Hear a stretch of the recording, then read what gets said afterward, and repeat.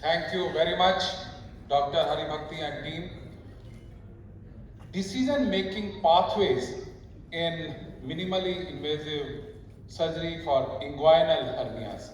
I think all these speakers have given so many videos and so many tricks. So I will just dig out small lessons which I have learned in last 4 decades. And I bring greetings from Sir Gangaram Hospital and Bhatia Global Hospital. The greatest lesson I have learned in life is that I have still a lot to learn. And most important factor in hernia surgery, in procrastinating it, is the surgeon factor. Many of us are on a denial mode.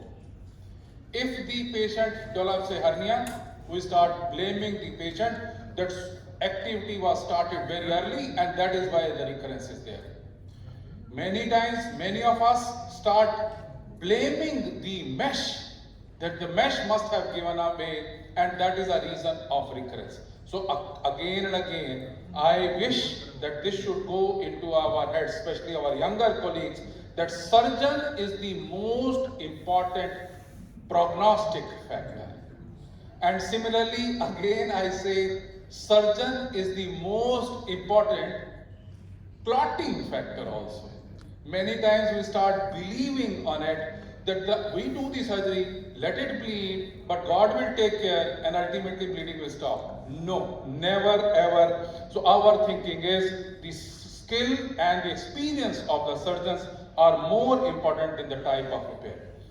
Once we go in, again, whether we are doing TABP or TEP or ETEP, ultimate area is the same.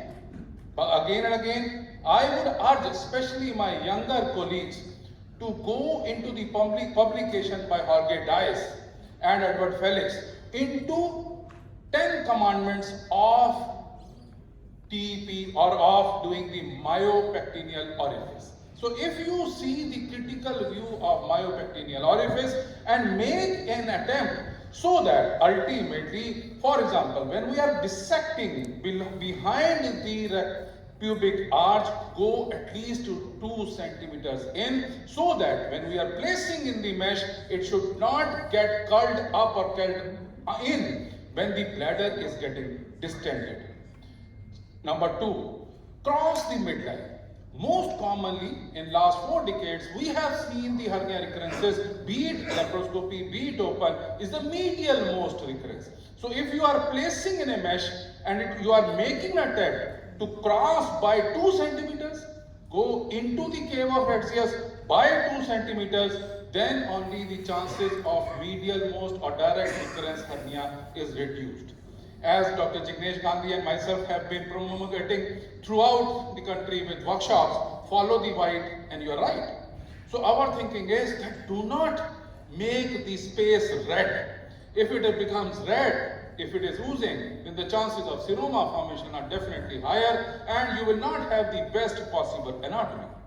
And then when you are converting the angle of doom formed by the vas deferens and the testicular vessels into a triangle of doom by making the horizontal limb of the peritoneal reflection, make sure that you are seeing that the vas is turning medially, testicular vessels are turning laterally, and the mesh is also placed in such a manner that the inferior margin of the mesh is not getting rolled up. Most commonly, recurrent hernias, especially indirect hernias, we have seen are when the mesh has got rolled up, even the dissection had not been done, and that causes the recurrence. Please treat the vas of the patient as your own vas. What I mean to say, peritalize it, not skeletonize it. One should never hold the vas and the vessels, but make sure that they are going peritalized. And another challenging situation for recurrent hernias is lipomas are missed.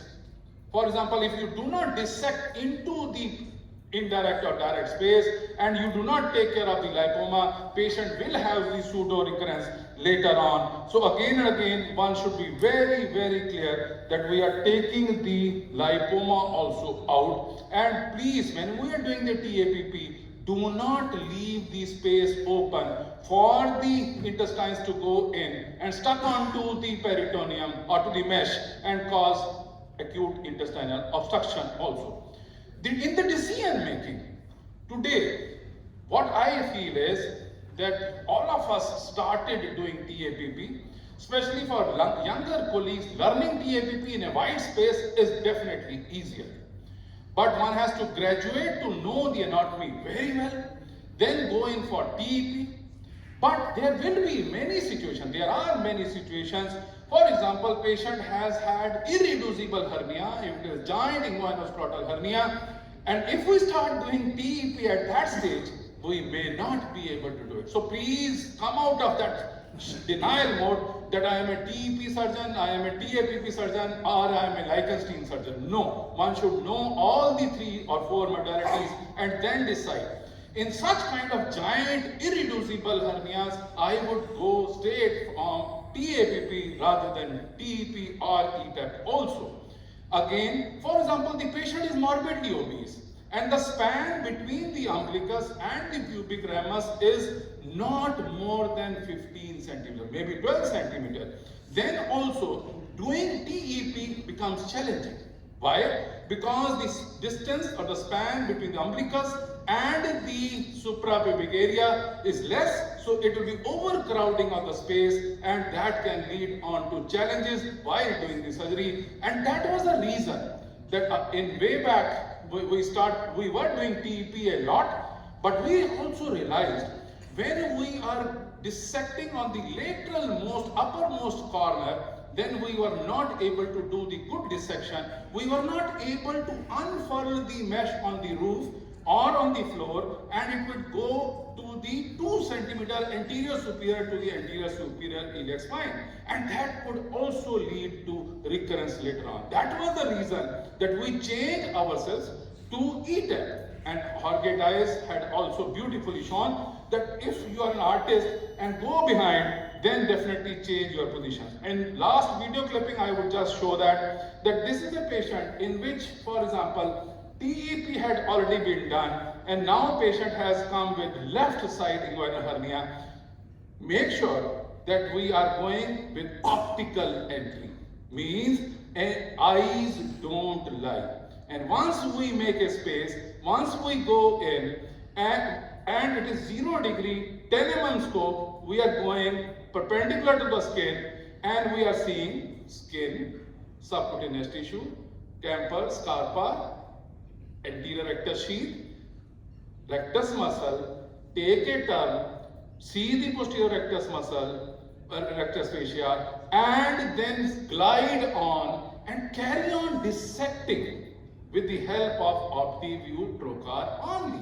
Our thinking is, most of the times, most of the surgeons withdraw that and then they are not able to see the same space and take the fullest advantage of carbon dioxide. So once you connect this to the carbon dioxide, the space is made in such a manner that we are able to see the posterior rectus sheath, the arcuate line, pubic ramus, pubic bone so clearly that we are able to have no bleeding inside. I just want to emphasize only using the glass blade of the OptiView. Carry on dissecting with the glass blade, go in, create a space. Maybe it will take 3 minutes, 2 minutes, but it will have so big a space in the retrorectus canal that you will be able to place 2 ports, secondary ports, either in the midline. We place always in the midline, but you can place laterally also, one lateral and one medial, and then carry on doing the TEP way or the APP way or the way which you have already been practicing. So thinking is that withdraw yourself, have an enhanced view, and then go in with the space, and then you will find lot of space creation has been there, and definitely it has helped. And there will be many situations like this. For example, you can see the inferior most section has not even been done previously. The mesh is lifted up. For these kind of patients also, we will go in for TAPP rather than ETAP or DEP. Again, for robotics also, I would not push the robotic only for inguinal hernia repairs. Our thinking is that yes, if you are going to combine the ventral hernias and inguinal hernias, robotic way is the answer. But one should never ever think that robotic is not going to come. It has already come. You should carry on unlearning, learning and relearning. Ultimately, the planes are same. Peritoneum is single cell thick, whether you do laparoscopically, whether you do robotically, but carry on identifying the anatomy well, and then only you will be able to do a duct recurrence hernia repair. Thank you very much for your kind attention. Thank you very much, Dr. Bhatia, for very clearly making the audience